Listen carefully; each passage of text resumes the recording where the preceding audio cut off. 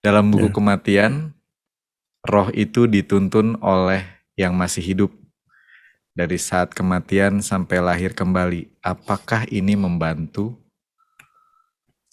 Di dalam semua tradisi ada seperti itu, cuma ada yang jelas sekali, ada yang kurang jelas.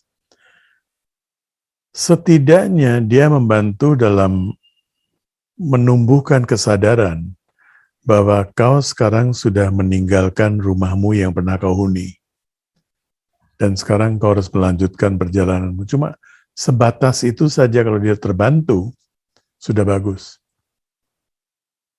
Jadi dia tidak akan terikat dengan badan, tidak akan gentayangan dan sebagainya.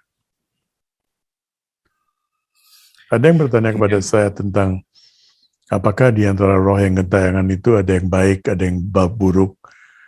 Baik buruk dalam pengertian kita semua akan berada dalam situasi seperti itu, menurut saya ini ya, bukan dari sudut pandang lain. Kita ketika meninggalkan badan itu, kebaikan dan keburukan kita bawa bersama kita. Ada impresi baik, ada impresi buruk, semuanya kita bawa. Tidak ada yang 100% baik, tidak ada yang 100% jelek. Arwah yang pernah punya seorang guru sejati, apakah akan dibimbing oleh sang guru hingga mendapat rahim yang tepat untuk melanjutkan perjalanan di kelahiran berikutnya? Ya, tergantung pada gurunya. Seperti saya berikan contoh, Syuka ya, anaknya Abhyasa. Dalam pewayangan kita mengenal Abhyasa yang menulis Mahabharata, atau Vyas. Anak dia, Syuka, itu memberikan wejangan kepada sekian ratus ribu, saya lupa persisnya jumlahnya, sekian ratus ribu pengikutnya. Dan dia berjanji kepada setiap pengikut yang hadir pada saat itu, bahwa sampai orang terakhir di antara kalian telah mencapai jiwan mukta dan sudah bebas dari belenggu-belenggu keterikatan, saya akan tetap memandu kalian. Dan dia meninggalkan catatan-catatan tertulis yang sampai sekarang saya pernah cerita dalam buku Soul Quest dan buku Seni Memberdaya Diri 1, Neo Self Empowerment ya. Bukunya Iya, di Soul Quest juga ada, di Neo Self Empowerment juga ada. Itu sampai sekarang lontar-lontarnya masih ada. Sekarang tinggal sedikit banyak yang sudah dimakan rayap, dimakan habis. Tapi oleh satu keluarga masih disalin terus, dan salinan terakhir itu masih sudah berusia 500 tahun ya.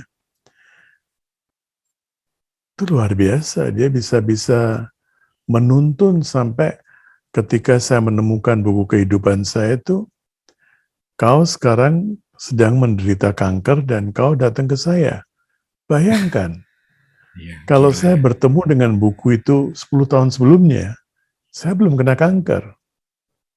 Kalau saya ketemu 10 tahun setelahnya, saya sudah sembuh, barangkali ya. Saya ketemunya pada saat buku itu sedang bercerita, kau sedang menderita kanker. Luar biasa kan?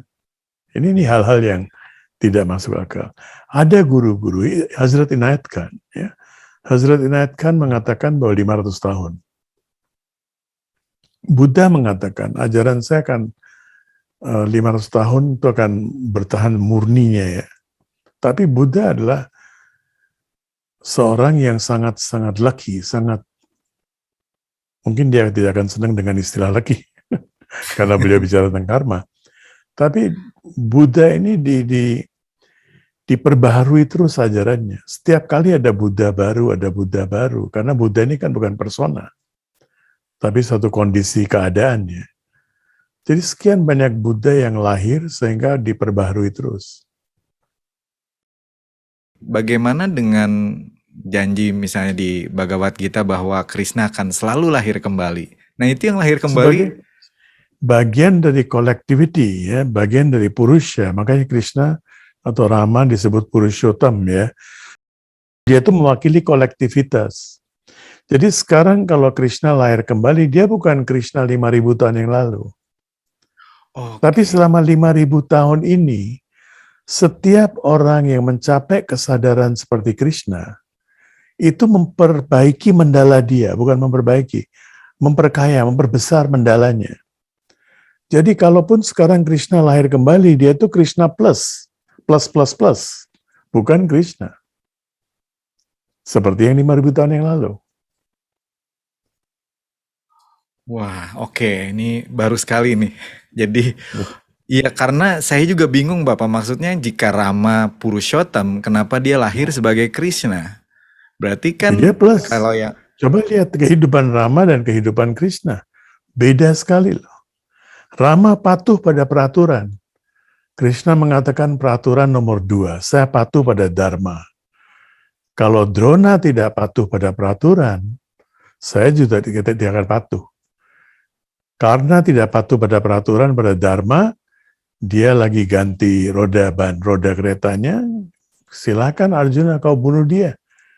Di manakah dia waktu Draupadi sedang dipermalukan? Di manakah Bhishma?